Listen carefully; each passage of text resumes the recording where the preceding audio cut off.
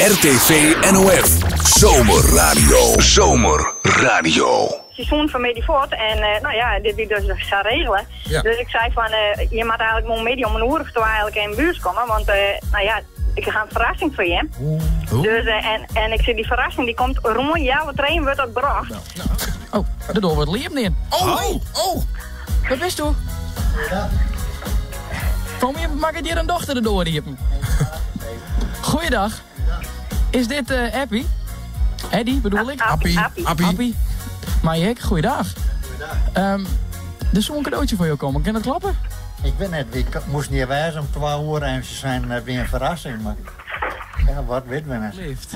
Het is een bosje bloem die dus van Jeanette onbeen wordt. En haar man natuurlijk. Speciaal voor Jim, want Jim stiet altijd van zijn kleren. En Jim had net makkelijk, hè?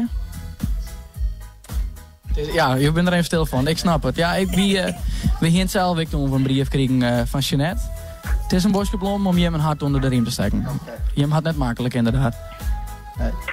Misschien was er nog wat zei ze, Jeanette. Ja, hartstikke bedankt, zei de mem. Zit er wat stil. Wil je misschien nog wat zeggen, Jeanette? Maar is hartstikke mooi en dus kijk wat van Jeanette.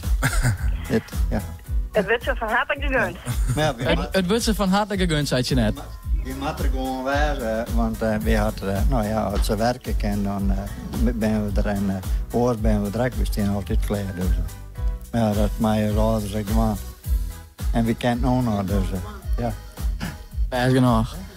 Nou, het blomke is hier echt heel goed te plakken aan Bouke en Hans. Ja, dat leuk ik wel. Ja, wij zijn nieuwsgierig naar de beelden. We kennen al net meer wachtje, maar bij jij het goed, het blomke is helemaal te plakken. Helemaal mooi. Jeanette tevreden?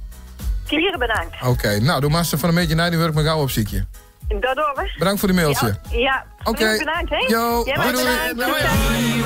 Is een bloemetje voor jou, want je staat altijd voor me klaar. RTV NOF Zomerradio.